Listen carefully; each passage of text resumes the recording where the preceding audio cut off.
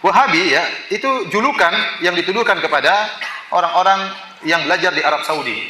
Bahkan dikatakan negara Saudi adalah negara apa? Wahabi ya. Dan benar ya, kalau kita mau lihat ya, Arab Saudi mereka sangat menghormati Muhammad bin Abdul Wahab. Syekh Muhammad bin Abdul Wahab adalah seorang ulama yang sangat dihormati oleh ulama Saudi. Kenapa? Dia pahlawan. Bagaimana bisa berdirinya negara Arab Saudi? Dahulu Saudi itu kelompok-kelompok kecil, pemerintahan-pemerintahan kecil saling bertempur di antara mereka. Muncullah Syekh Muhammad bin Abdul Wahab bekerja sama dengan Al-Imam Muhammad bin Saud, bekerja sama maka berdirilah negara Arab Saudi, kemudian disatukan seluruhnya. Makanya Muhammad bin Abdul Wahab di mata orang Saudi seperti tuanku Imam Bonjol di mata orang Indonesia. Artinya wajar jika mereka menghormati, karena pahlawan, bukan cuma sekedar ulama tapi juga apa? Pahlawan yang dengan jasa dia berilah kerajaan Arab Saudi. Namun orang-orang Saudi tidak ada yang fanatik sama Muhammad bin Wahab, kalau saleh tidak diikuti. Dia adalah ulama bermadzhab Hambali sebagaimana ulama-ulama yang lain. Kita pun di Arab Saudi tidak fanatik dengan, saya belajar di Universitas Madinah, saya tidak fanatik dengan Muhammad bin Wahab. Oleh karenanya kita pun belajar di sana fikih 4 mazhab. Kita tidak belajar mazhab Hambali, padahal Saudi bermadzhab apa? Hambali. Dan banyak guru-guru kita dari ulama Saudi yang mengatakan pendapat masalah ini lebih kuat mazhab Syafi'i, masalah lebih kuat mazhab apa? Maliki. Tidak ada fanatik sama sekali. Meskipun mereka bermadzhab apa? Hambali. Adapun orang-orang yang hasad kepada kerajaan Arab Saudi, dan banyak yang hasad, terutama orang Syiah sangat hasad kepada kerajaan Arab Saudi. Kita bilang Arab Saudi dengan penuh kekurangannya, namun dia adalah negara yang terbaik yang ada sekarang. Syariat Islam ditegakkan, meskipun tidak sempurna, pasti ada kekurangan. Alhamdulillah, yang berzina dihukum, yang mencuri dipotong tangannya. Alhamdulillah, orang-orang menutup aurat. Alhamdulillah, tidak ada tempat-tempat pelacuran. Kalau ada ditangkap ya. Ada tempat pelacuran yang sembunyi-sembunyi di rumah-rumah. Saya pernah punya teman kepala Hari Amar Ma'ruf Nahi Munkar. Dia mengatakan kepada saya, Firanda, ini bulan Ramadan saya berhasil tutup 30 rumah-rumah yang dijadikan apa? Tempat pelacuran. Tidak resmi semuanya. Ya, maksud saya tapi tidak ada terbuka, dibolehkan, tidak ada. Alhamdulillah. Di mana-mana sholat masjid penuh di mana-mana. Alhamdulillah. Orang negara yang sangat aman. Taruh mobil gitu, dinyalain masuk masjid, nggak ada yang nyuri mobil tersebut. Di Saudi seperti itu. Saya pernah sampaikan ya. Saya pernah mau keluar dari rumah, ada mobil di belakang saya, ngalangi mobil saya. Orang Saudi ngawur ini, parkir sembarangan. Maka saya datang ke mobil tersebut, saya buka, saya bel-bel. Mobilnya nyala, ada BlackBerry di sampingnya. Tet, nggak ada orangnya. Akhirnya saya naik, saya mundurin. Kemudian baru saya keluar, baru saya majuin lagi, baru saya pergi. Coba kalau Indonesia, minimal BlackBerry-nya hilang. Ini jelas mobilnya juga hilang. Bayangkan sambil nyala dibiarin begitu saja. Di sana susah. Alhamdulillah. Bukan berarti tidak ada pencurian mobil, ada tapi kecil, minimal. Artinya kebaikannya sangat banyak. Belum lagi bagaimana khidmah pelayanan terhadap jemaah haji, jemaah umroh luar biasa. Pembagian sana gratisan sangat banyak. Saya lihat sendiri pembagian gratisan sampai jemaah-jemaah umrah, jemaah haji yang plus, yang kaya raya juga kalau ada pembagian gratis rebut-rebutan. Benar, saya ini jemaah plus, saya bimbing mereka kaya raya, pembagian gratis, mereka juga semangat padahal mereka kaya raya. Namun kalau gratis itu menyenangkan ya. Jadi luar biasa, kekurangannya jelas ada, kekurangan jelas ada.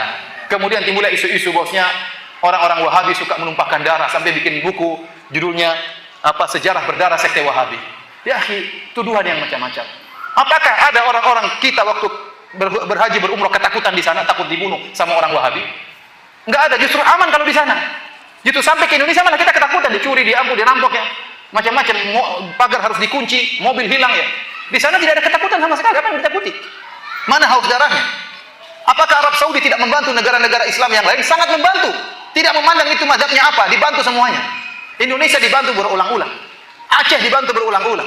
Quran gratisan banyak dibagi, meskipun dijual di Tanah Abang. Quran wakaf, tapi dijual di Tanah Abang. Iya. Artinya dibantu. Palestina bantunya luar biasa. Suriah dibantu habis-habisan. Ya, kalau mereka punya kesalahan wajar. Mana dituduh mereka mengkafirkan umat Islam, mana dari mana? Itu omongan saja. Apakah pengajian kita suka mengkafir-kafirkan? Saya tanya sama antum. Kita tidak pernah mengkafir-kafirkan. Kita kalau mengatakan ini kekufuran, ini syirik, itu hak, itu harus.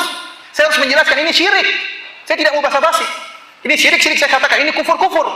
Tapi bukan berarti pelakunya langsung otomatis musyrik, langsung otomatis kafir. Bisa jadi tidak mengerti, tapi menjelaskan ini syirik harus dijelaskan.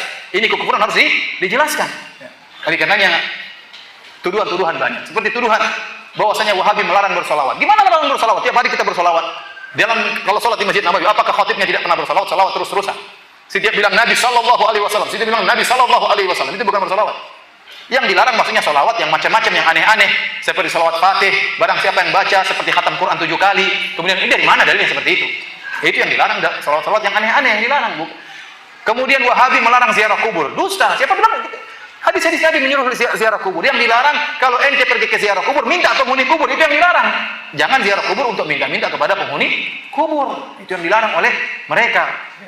Dan tuduhan macam-macam. Sampai berita-berita saya dengar sendiri, saya baca seperti isu yang tersebar. Bahwasanya ada orang Wahabi naik di atas kubah hijau, ingin menghancurkan kubah hijau. Tahu-tahu kena petir, terbakar di atas. Sampai sekarang mayatnya masih ada. Subhanallah. Ini orang Madinah nggak ada yang tahu seperti ini. Cuma Indonesia pada tahu. Dari mana sih? Saya heran juga. Ini dari mana? Ya, kalau ada orang terbakar di atas apakah Wahabi itu kafir? Abu Jahal saja mati dikubur oleh Nabi SAW. Ini ada orang hangus terbakar kemudian tidak dikubur, dibiarin bertahun-tahun di situ. Dari mana seperti itu? Itu cerita paling ramai di Indonesia. Bikin isu lagi, orang-orang Wahabi pemerintah Arab Saudi ingin memindahkan kuburan Nabi. Isu dari mana seperti ini? Gak kurang ajar seperti ini. Padahal pemerintah Arab Saudi ingin memperluas Masjid Nabawi. Dibuat isu supaya kita mencela bukan memuji. Harusnya pemerintah Arab Saudi ingin melebarkan Masjid Nabawi. Bayangkan berapa duit yang mereka keluarkan. Hotel-hotel besar mereka bayar, ganti. Berapa duit, berapa triliun yang mereka keluarkan demi untuk melebarkan Masjid Nabawi itu untuk khidmah kepada masyarakat. Sebagian orang Syiah bikin isu bahwasanya mereka ingin memindahkan kuburan Nabi. Dari mana seperti ini? Akhirnya mencela. Yang penting mencela dulu meskipun di cross check tidak benar.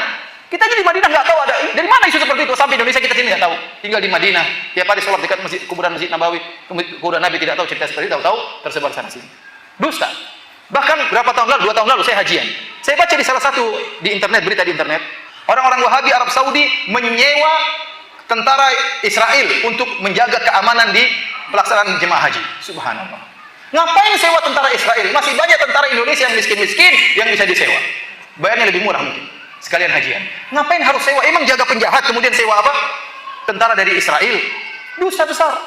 Namun tersebar. Artinya para hadirin, maksud saya, sekali lagi saya katakan Arab Saudi negara yang saya lihat sangat baik dengan segala kekurangannya. Tapi kita harus memandang dengan kacamata yang adil. Ya, tidak boleh kita hanya melihat sisi buruknya, sementara sisi baiknya begitu apa?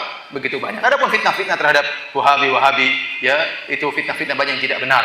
Saya katakan Muhammad bin Abdul Wahab, Syekh Muhammad bin Abdul Wahab rahimahullah, seorang ulama yang dia bisa benar dan bisa salah dan kita tidak pernah fanatik dengan beliau.